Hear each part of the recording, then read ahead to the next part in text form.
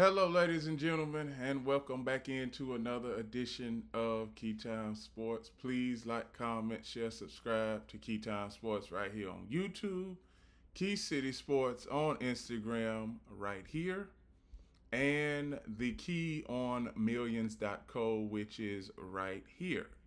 Now, here is my here is my profile. I will have to log in first so that you can see it. Log in.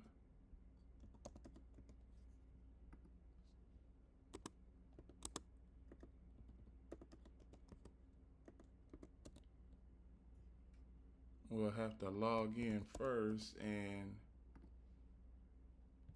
get that down. And here is my profile so that you will know it's actually me. Here is my merchandise. We have merchandise coming out, new merchandise coming out at the end of this month. And here's all of the merchandise. You can go and purchase the merchandise on millions.co. And here is my media feed. You can see what I've been doing. I just did the Super Bowl last week and did my reaction video to the Super Bowl just yesterday. Now it's time to turn the table to the NBA, and the topic at hand I got today is the Boston Celtics. So the Boston Celtics, they are a team who is currently in the third spot in the East right now, and it seems like they have a fighting chance to get back to the top. Now, as of right now, as you all can see with the Eastern Conference, you have Detroit, who has been number one in the East all season. Then New York and Boston, they have been fighting each other for the past 3 weeks for that second spot. And then the Celtics, they are in the third spot. But before I get into the team dynamic of the Boston Celtics, I want to get to their roster. Their roster consists of Jaylen Brown, Luke Garza, Hugo Gonzalez, Ron Harper Jr., Sam Hauser, Peyton Pritchard, Names Quetta, Baylor Sherman, Max Shaluga, Jason Tatum, John Tanji, Nikola Vucevic, Jordan Walsh, Derek White, and Amari Williams. Head coach is Joe Mazzulla.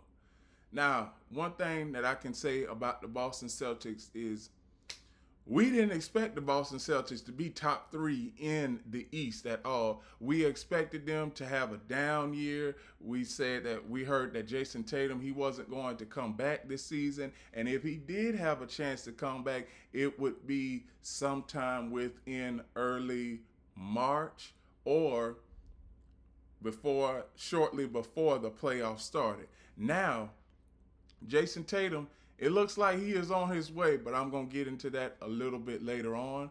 But as of right now, when I see the statistics for the Boston Celtics, we should have known better than to think that the Celtics would just be down and out before the season started.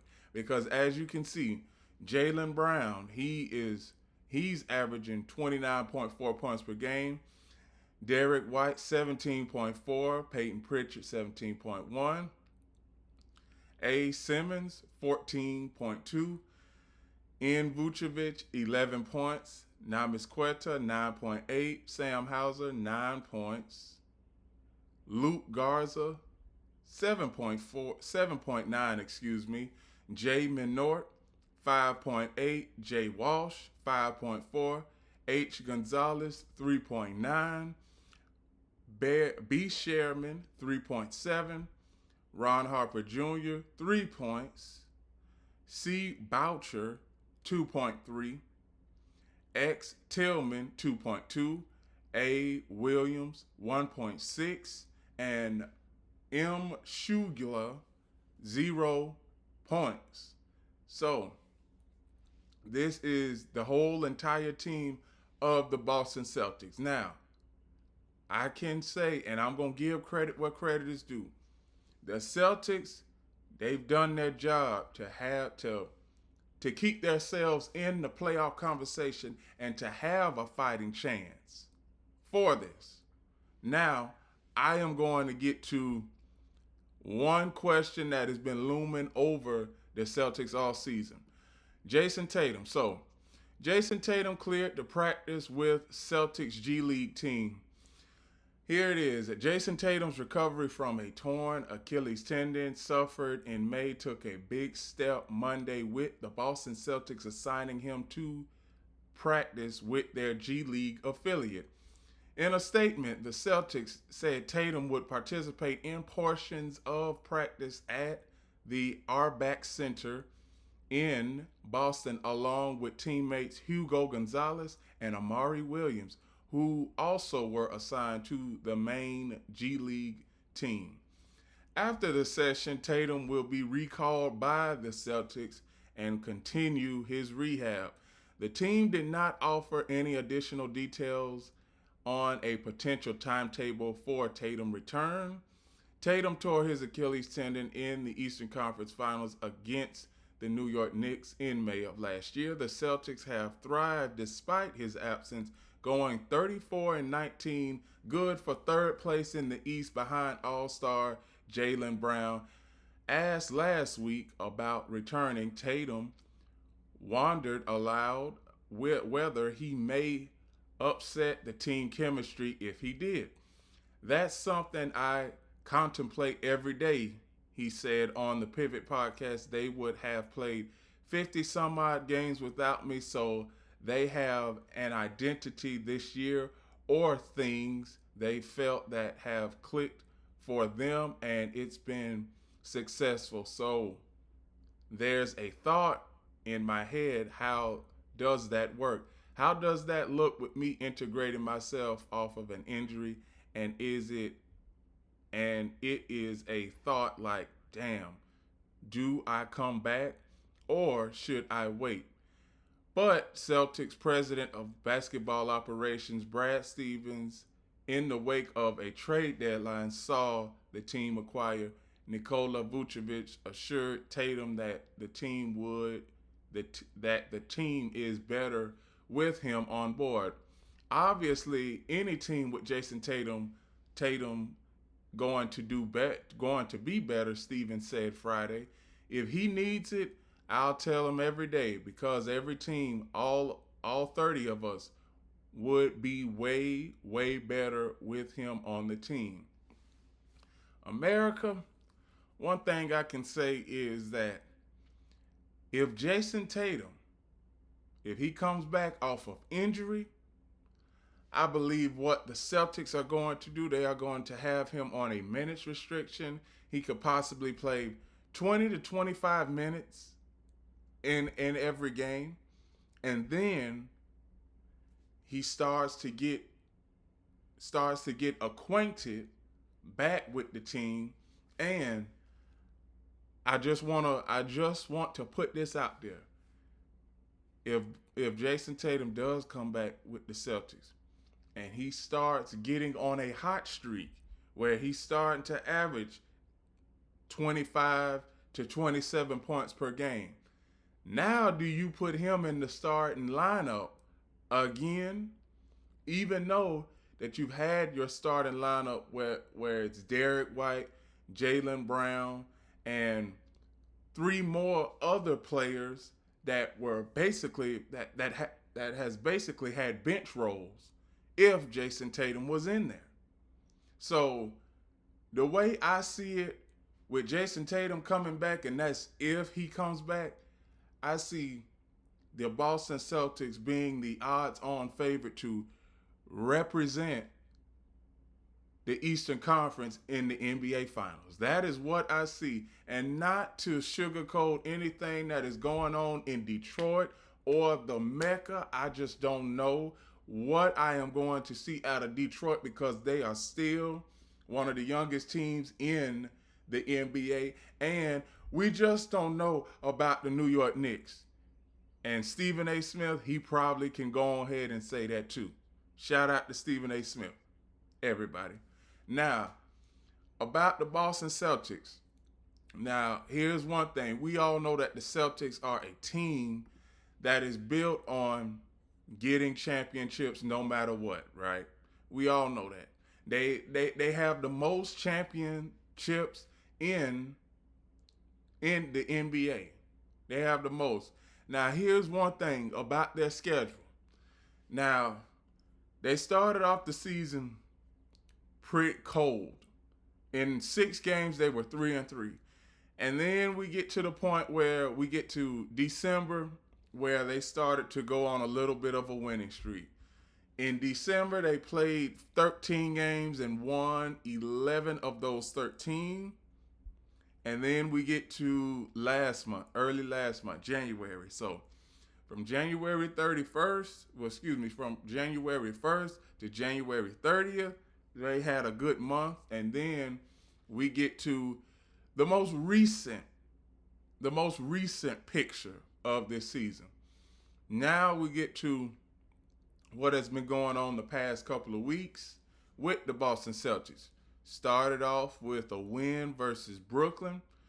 We all know that Brooklyn is just a bad team. Chicago, they may have a fighting chance. I'm going to do a segment on the Chicago Bulls a little bit later on this month. And Atlanta, they have a fighting chance. No. Best thing for Atlanta to do is go into the play-in tournament.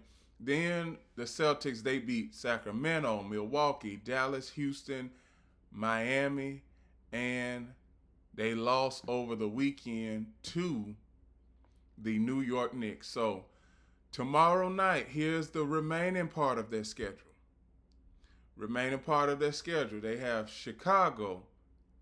They can obviously beat Chicago. I'm not worried about that. Then you have Golden State. Now, Golden State is another team that has a fighting chance at making the play-in. I don't think the Golden State Warriors are a deep enough team to go far in the playoffs, so that's why I said they are just a play-in team. Then you have the Lakers. The Lakers are the 5th best team in the West right now. Then you have Phoenix, Denver, the 76ers. You have Milwaukee. You have Charlotte. They may make it to the play-in tournament. Then you have Dallas, Cleveland. And then you have the best 2 teams in the West right now in San Antonio and Oklahoma City. Both of those games are always going to be tough no matter what.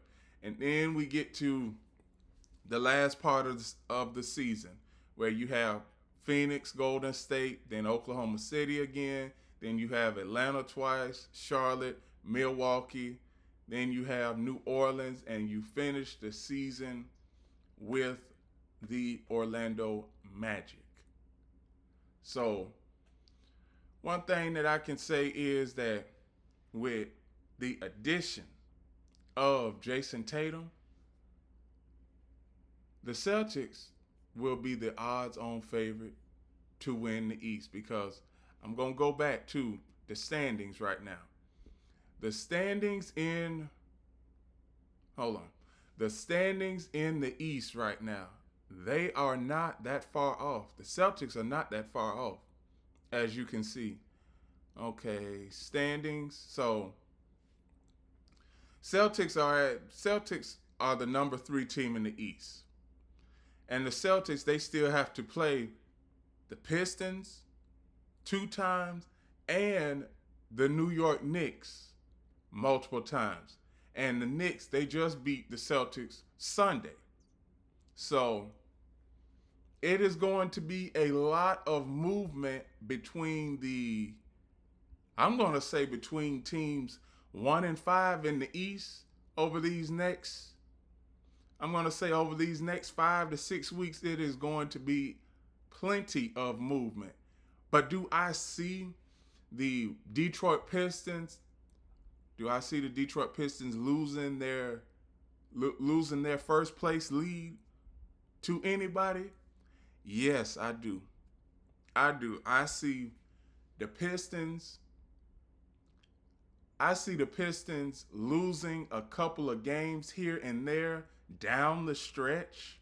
And I could see the Knicks or the Celtics go on a winning streak. I don't think Cleveland is that strong of a team to go on a 5 or 10 game winning streak to close out the season. I just don't. Toronto is a young bunch. Philadelphia, well, it all depends on how Joel Embiid will be. And for the Orlando Magic and Miami Heat, they're just trying to keep their head above water. I saw the game that they had last night versus the Utah Jazz. Now, they shouldn't have lost that game versus Utah, but free throws down the stretch, that's one of the reasons why they lost the game. But one thing that I'm going to say is when we look at the Boston Celtics, as far as their future outlook for the rest of this season, I could see the Boston Celtics, winning.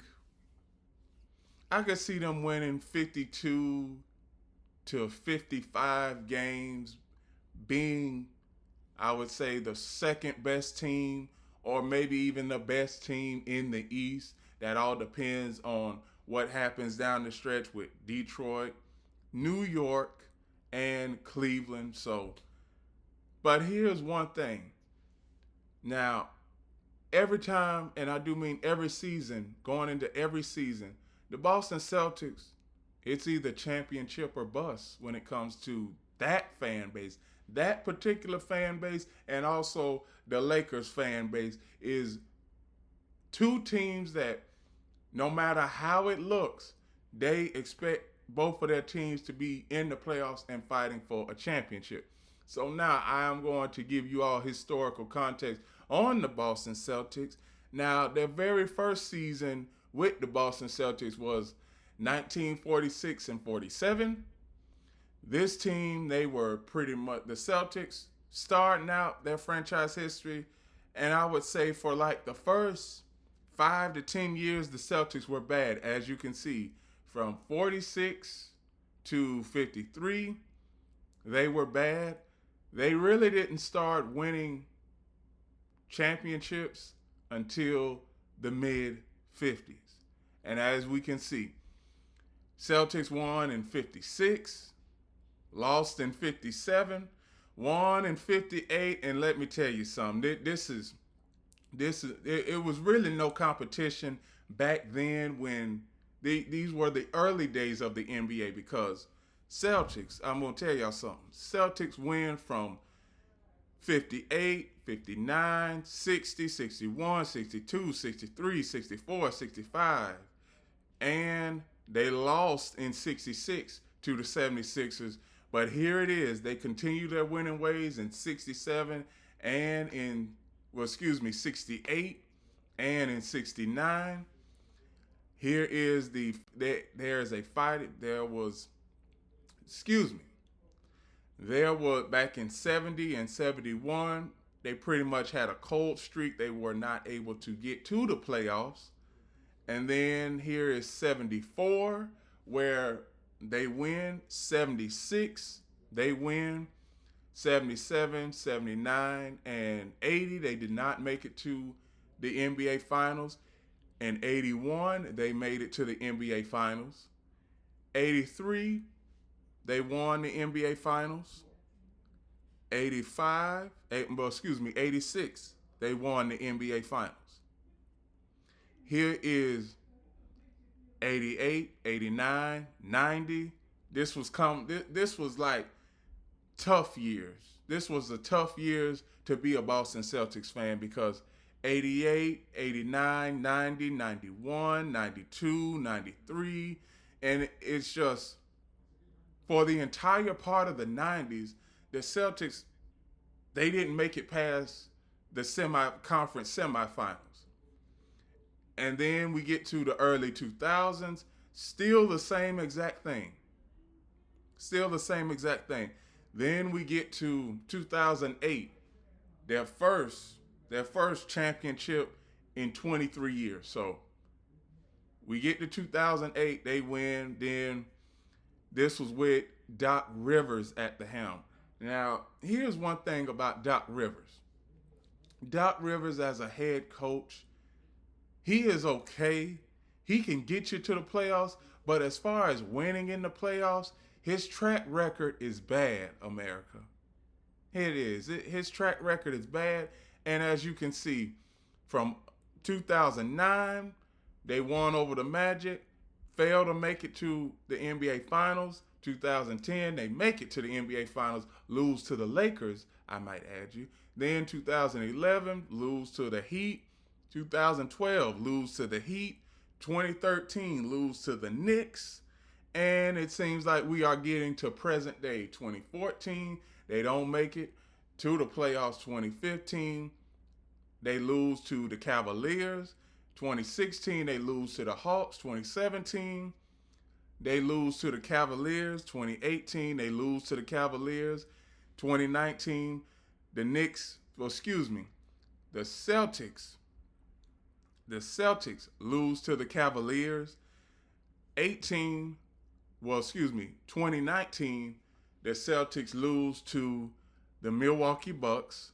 2020, the Celtics lose to the Heat. 2021, the Celtics lose to the Nets.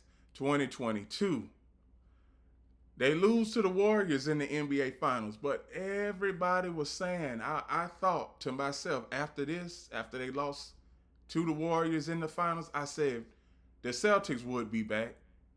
And 2 years later, they were back after a loss to the Heat when they were up 3-0. That was shocking. 2024, they win versus the Mavericks in the NBA Finals. Last season, they lose to the Knicks, and then we get to present day. As of right now, they are 39-14. 34-19. And we're looking at the point to where the Celtics, they need another scorer. They do, and that is why they went and got Nikola Vucevic. But now everything with Jason Tatum, his injury and his status as far as playing is in limbo. It's in limbo. So I'm just going to tell y'all this. If the playoffs were to start today and the NBA playoffs start on April 23rd. So mark your calendars for April 23rd, all you NBA basketball fans out there. So back to what I was saying. If the Celtics can somehow remain afloat and get Jason Tatum back into the fold and go on a winning streak, they will be the best team in the East. But if the playoffs were to start today, the Celtics would be facing the 76ers. And the 76ers, they don't look too hot. They don't. And I just did a segment on the Philadelphia 76ers about a week and a half ago. So all of these teams, the top 6 teams, the one team in the top 6 in the East that I think can come out by going to the NBA Finals is the Boston Celtics, because the Detroit Pistons are still too young in my eyes. The New York Knicks, we don't know what the New York Knicks is going to do from week to week, and we already know that when it comes to the New York Knicks fan base, led by Stephen A. Smith, we already know that they have a little bit of skepticism. The Celtics, we already know what the Celtics are built like. The Cavaliers, they've had playoff exit after playoff exit. Toronto Raptors, they are in the same boat as the Detroit Pistons, one of the youngest teams in the NBA, and this would be their first playoff experience with this young bunch. The 76ers, is Joel Embiid going to be able to come back and get ready for the playoffs? The question for Orlando is, young team, but are they able to get past the second round of the playoffs? Miami, pretty much I would say Miami is middle of the pack. They don't have an old team or a young team, but they just have a pretty much not an inexperienced team, but Miami is that kind of team where you don't really know if they're going to have consistent scoring night after night. Because I was looking at Miami last night, and most of their shots down the stretch were not good shots. The shot selection was bad. And with the Atlanta Hornets and the Atlanta Hawks and Charlotte Hornets, they should just be happy to be in the play-in tournament conversation, because I did not have the Charlotte Hornets after 50 games being in the play-in tournament talk. Like I said, the Charlotte Hornets, that's one team that nobody really covers, and the least amount of teams that are covered, the Charlotte Hornets are in that boat. But the one thing that my final take that I want to say about the Boston Celtics is that the Boston Celtics is that one team that's a diamond in the rough, and if they catch lightning in the bottle, they could get their 19th championship in franchise history. Because as of right now, the Celtics, they have 20th, because the Celtics, they have 19 already up, 19 championship banners. So they're trying to get that elusive 20th championship. And I believe that the Celtics can go to the NBA Finals. But a lot of things have to fall in place.